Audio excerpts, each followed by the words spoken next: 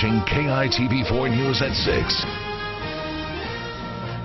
As we mentioned earlier in our show, Saturday will mark the 72nd year since the attack on Pearl Harbor. 7 decades may have passed, but for two men who survived that day, the memories never fade, and they shared their stories with KITV4's Yunji Denise.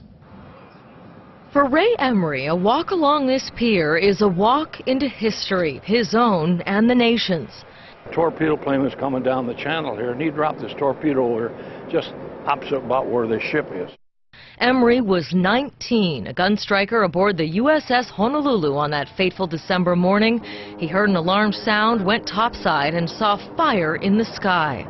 First thought that came to my mind was, who declared war on whom first, and where did they come from to get here so fast?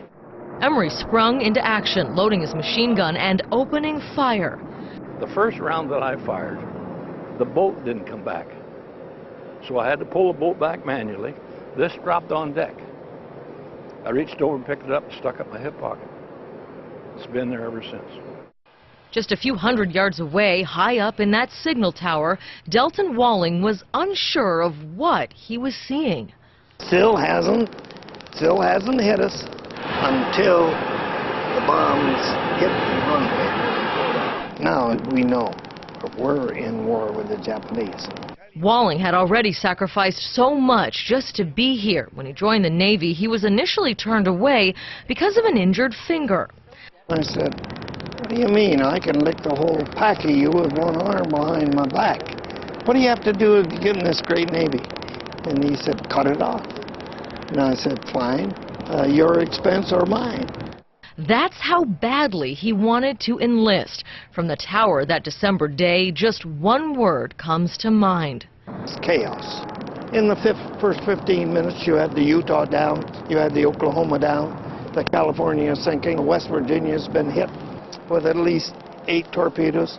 All of our battle wagons that was inside the Tennessee and the Maryland, they just took bombs. Walling was part of the communication force, reporting everything he saw back to the Admiral. We're talking to the Admiral back and forth of what we know is going on and doing the best we can of giving him the information because we're looking down on everything. As night fell across these waters, an eerie sight.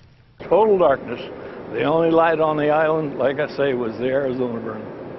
7 decades later, remembering the nearly 2,400 Americans lost, the wounds here are still fresh. You can't bring them back. The ships that sunk and damaged here, you can repair the ships, but you can't bring the lives back. Ray Emery has made it his life's work to help identify the unidentified at Punchbowl Cemetery. Each one of those grave markers, like up here at Punchbowl, got a story to tell, really.